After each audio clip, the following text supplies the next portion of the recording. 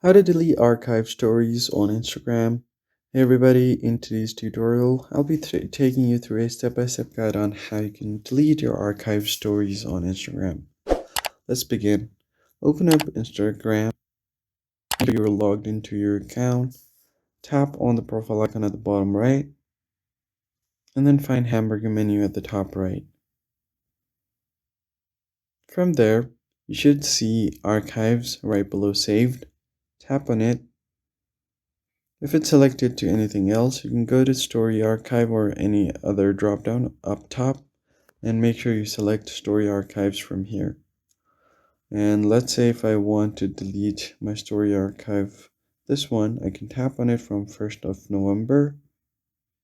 And if I want to delete it, tap on the More option at the bottom.